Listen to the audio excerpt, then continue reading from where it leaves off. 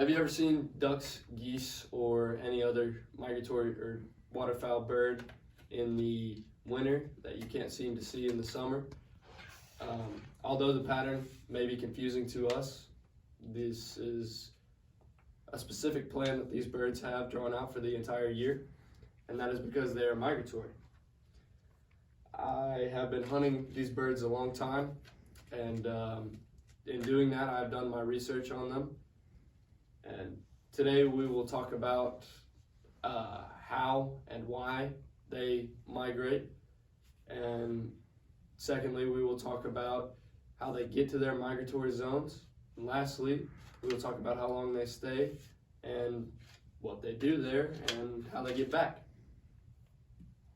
The process all begins in the northern part of the United States and Canada, mostly Canada though, and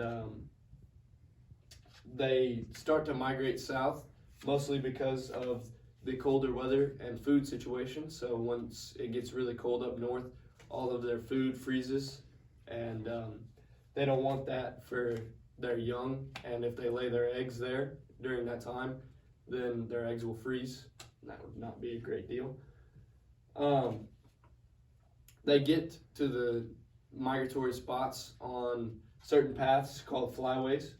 These flyways are tracked with bands that have been collected over a long period of time, and these bands are little metal things that they put on these birds' feet, and if they are harvested in that area or seen in that area, they are tracked, and they usually follow either the Pacific, Central, Mississippi, or Atlantic flyways.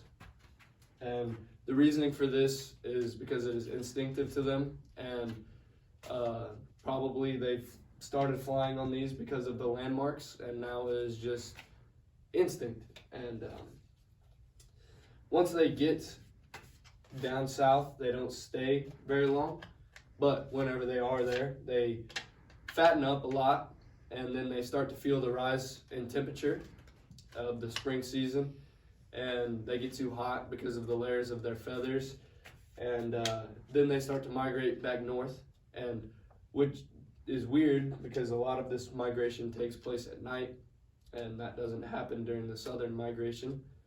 And so they go back to their northern nesting spots, which they will lay their eggs, the majority of their eggs, and raise their young during the summer months, and then prepare to do it all over again.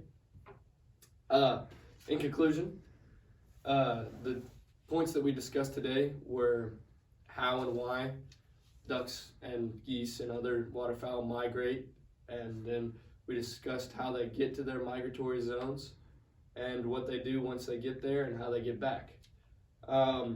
These birds definitely fly around a lot, and now you know why you see certain birds in the winter that you don't see in the summer.